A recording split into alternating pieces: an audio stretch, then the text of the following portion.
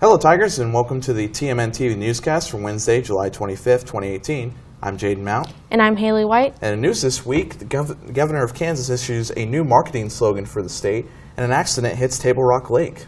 We also have some exciting stories for baseball fans. The Hayes Larks continue to dominate the Jayhawk League, and Kansas City Royals fans have something to be excited about. Well, it's about time. The top-ranking official in the state is working to make Kansas more than just a quick flyover state. Governor Jeff Collier wants people to know that we're more than just a flyover state, and that's why he's touting a new marketing slogan, Land in Kansas. The Topeka Capital Journal reports Collier is aiming to emphasize the marketing pitch to draw potential investors to the state to strengthen agriculture, aviation, and other industries.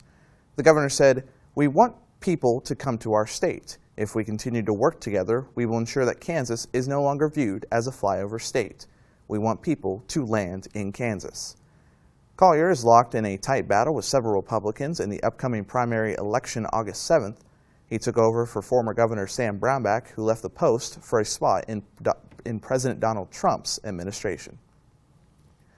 With less than 3 weeks away from the Kansas primaries, candidates for various positions are attempting to make their name and message known throughout the state. One of the few Republican candidates running for governor who was not a part of the Brownback administration is Jim Barnett. Both Barnett and his wife and Lieutenant Governor candidate Rosie Hanson are Kansas natives. Barnett supports a 4-pillar plan that he believes would help the state economy. The number one challenge for the next governor is economic growth. Our state has been stagnant. We actually had an economy that contracted in 2017. The tax experiment hurt our state badly. So we committed to asking businessmen and women around the state, what do you need to grow? And that's how we came up with this plan. On the topic of education, Hanson, a former attorney, showed support for the recent Kansas Supreme Court decision on the legislative funding to education and said the problem wasn't an issue with the courts, but rather a leadership issue within the governor's office. What we need in Kansas are standards that are pertinent to today's students and to our Kansas students. That means we need leadership in the office of governor that's going to look at how to create those new standards. They need to be measurable. We need accountability built into that system.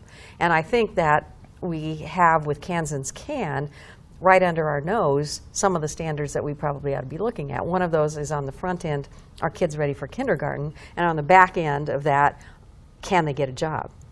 And there's a few things in the middle that work in there too. But what we need to be doing leadership-wise, the governor needs to bring together parents, educators, legislators, the State Board of Education, all of the business, all of the relevant players around the table to develop that set of standards that's pertinent to kids in Kansas today. And if we did that and then built in an inflation factor so that we give the schools some stability, I think we would be out of court. It's a leadership failure in the office of governor that's perpetuated this situation. It's not a Supreme Court failure. And the issue is not the courts, the issue is the kids. Right. We should be educating our kids and thinking about what's best for them and stop all of this other nonsense. It's just time for that. If you would like to cast your vote for Jim Barnett on August 7th, be sure to be a registered Republican and a resident of Kansas. For more information on voting in your area, be sure to contact the local Kansas Department of the Treasurer's Office. Barnett isn't the only candidate to recently make a stop in Hayes. On July 14th, Democratic primary candidate Joshua Swatty made an appearance with his family at the downtown Hayes Market. Swatty is one of 6 candidates seeking the Democratic nomination for governor. Swatty made his first appearance in the state government at 22 years old against a Republican incumbent, quote, in a deeply Republican district, and was reelected 3 times, according to his campaign website. You know, I'm a Kansas native. My family's been here for 5 generations, and I love the state, and we've had a rough 8 years, and I think that everyone in Kansas appreciates that we need a change, that it's time for a change, and that's why we've been campaigning now for a little over a year. Swati is one of 4 candidates on both political parties who support LGBT rights and promises to restore civil protections for LGBTQ state employees, which was removed by the previous governor, Sam Brownback. I still think that Kansas has come a long way on LGBTQ issues from when I first started fighting for them back in the early 2000s. 14 years later now, the state's a very different place. That being said, I still think that we have a ways to go, and I think the adoption bill that was passed at the end of session last year is an indication that the state's still not done maybe doing some self-inflicted wounds in terms of how they appeal to people. We have to focus as a state on being open and send that message to people so that they know and can trust that they can come here and raise a family here. A Salina boy is in hot water after stealing his mother's car and crashing it a few blocks away. The Tribune News Service reported a 10-year-old boy took his mother's car keys and decided to go on a joyride with his younger brother and 2 friends, all who were younger than 8 years old. About 3 blocks from their house, the mother found the vehicle, which had crashed into the rear of a Suzuki Samurai. The boy could face charges of theft, endangering a child, and several traffic violations. North Carolina will host the Republican National Convention in 2020. Charlotte was awarded the honor of hosting the convention Friday. In a 6-5 vote, the Charlotte City Council approved its town as the host to the GOP gathering. In its second time in a decade, the city will host a national convention. The Democratic National Convention took place in Charlotte for Barack Obama's nomination for a second term. After a deadly accident late last week on Table Rock Lake, the longtime popular Ride the Ducks ride in Branson was closed while the investigation continues. The ride has been a mainstay in the tourist town of Branson for nearly 40 years and got new owners in December, according to the Tribune News Service. On Thursday night, one of the amphibious vehicles sunk on Table Rock Lake after being caught in a storm, killing 17 people. 17 others were injured. The amphibious vehicle had 31 people on board at the time of the accident. The boat was found 80 feet below the surface of the water. Those are stories making headlines and news this week. When we come back, we'll go through our sports of this week. Yes, if you enjoy watching football, I might have a Netflix series for you that is binge-worthy. Stay tuned.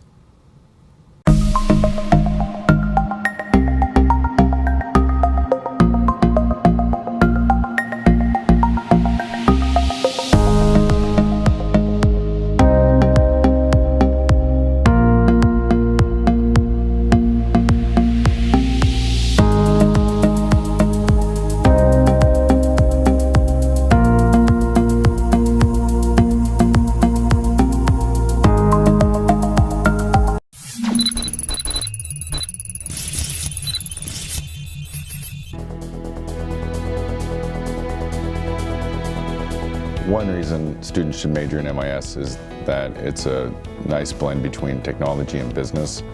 For MIS specifically, though, it's to improve business decision making. MIS graduates for about the past 10 years have had a 100% placement rate after graduation, which is either them continuing on to master's school or getting a job within the field. The faculty and staff here at Fort Hays in the informatics department has helped me secure a full-time job post-graduation. They're really here to help us succeed. I have to constantly keep up with all the evolutions and the trends so I can, bring these cutting edge or emerging technologies into the classroom so students can experience them themselves and also learn from them and be better prepared for when they graduate.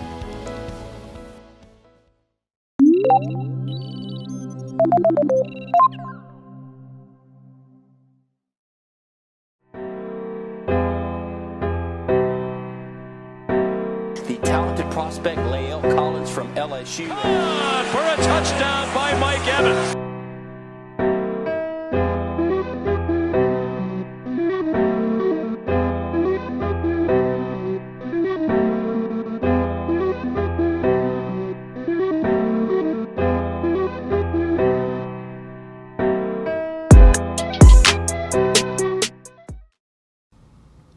As the excitement of college football returns, the Fort Hays State football team is preparing to get another season started. The coach Chris Brown and a few of his players will take part in the MIAA Media Day on July 31st before the entire team reports to preseason camp on August 5th. The official first day of practice is August 6th. The Tigers are coming off an 11-1 season in which they made the NCAA Division II playoffs for the first time since 1995. It was the best season in school history dating back to more than 100 years. FHSU returned 6 starters on offense and 7 on defense. The team kicks off the season at 7 p.m. August 30th at home against Central Missouri. The Tigers are ranked as high as 4th in a few preseason polls. FHSU volleyball coach Jessica Wood Atkins got a quality player right before the start of the season. TMP grad Kayla Vidstam reopened her recruiting after the coach at Newman University left to pursue another opportunity. That opened the door for Vidstam to join the Tigers. She was instrumental in guiding TMP to a Class 3A state volleyball crown last season and was also a top performer on the basketball court, and the soccer field, and track. Vidstam was one of the state's best volleyball players regardless of classes. She'll join an FHSU program looking to make some waves under the Tigers' first-year head coach. If you're a sports fan, there's a good chance you've had the opportunity to binge watch the latest of the Netflix documentary, Last Chance U. The 3rd season focuses on Independence Community College after following East Mississippi Community College during the first 2 seasons. Indy is guided by head coach Jason Brown, who formerly played at Fort Hays State from 2000 to 2001. Brown takes advantage of new recruiting rules in the state to bring in numerous players from surrounding states. That helps him guide the Pirates to an eventual conference crown. Brown, with his liberal use of cuss words, follows up another animated coach in this documentary. EMCC's Buddy Stevens was also known for his words and treatment of players as well through the first 2 seasons. Last Chance U has yet to announce if they will continue the series another season or who they will follow if they do. The Hays Larks recently clinched another Jayhawk League title. Despite a 6-5 loss in 11 innings to Liberal on Tuesday night, the Larks are continuing to play some of their best baseball as the season winds down. The Larks close out the regular season at home Wednesday with the final game of 3-game series against Liberal. Finally, Royals fans, you have something to cheer for. Since the All-Star break early last week, Kansas City is 4-1 with the loss of coming in a blown save opportunity. Still, the Royals are in last place in the AL Central and 23 games behind division-leading Cleveland after Tuesday night. Kansas City is a few games up on Baltimore for their worst record in MLB overall, though. So there's even brighter news after KC was the bottom of the entire league for some time before the break. Tiger Woods was back in running with a win, a major championship last weekend. But the longtime crowd favorite came up short in his bid to win the British Open. Instead, it was relative unknown Francesco Molinari who didn't bogey a hole all weekend long. Molinari shot a 69 in the final round Sunday to finish 8 under for the tourney. He became the first Italian to win a major championship. Kevin Kisner was second with a 6 under par. Tiger tied for 6th at 3 strokes behind the winner. Former UConn men's basketball coach Kevin Ollie continues to fight his saying he was wrongfully terminated from the position. But recent allegations by a former associate head coach claims Ollie paid a player's mother approximately $30,000 to entice the player to attend UConn, among other infractions. Ollie has denied the claims. Last fall, the NCAA announced the investigation into the school for possible recruiting violations. Ollie is contending the university owes him $10 million for terminating his contract prematurely after last season. Since announcing an investigation into the program, the NCAA said nothing additional. That's all we have for this episode. Check back next week for another TMNtv Newscast. To stay up to date on the latest news and information throughout the week, visit TigerMediaNet.com. Until then, remember, roar Tigers.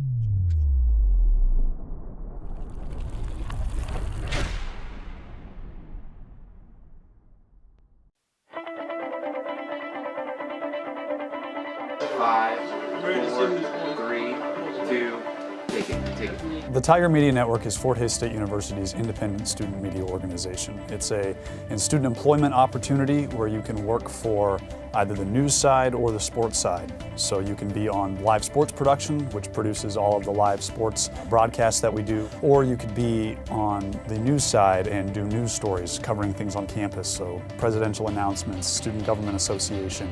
We bring that news to the student community and the Hays community as well. You don't realize how much Fort Hays State has to offer until you're here. I mean, it is definitely, this is the land of opportunity here. I just got back from the MIAA tournament in Kansas City a couple weeks ago where we worked with other production crews including Pitt State and Central Missouri. And it's a great time. I've gone there the last couple of years. For me anyway, I get to do sports, which is what I love. And if live productions is where that's at, this is the perfect place to do it. We have almost everything that you could possibly imagine. Tiger Media Network allows you the opportunity to take the skills you've learned and put them forward in a real world, real application setting that allows you to flourish and grow as a professional, and that will only help you and benefit you when you graduate and go into the real world workforce.